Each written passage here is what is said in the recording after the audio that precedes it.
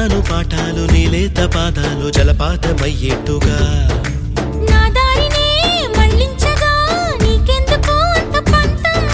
మంచేతిలో ఉంటే కదా ప్రేమించడం మానటం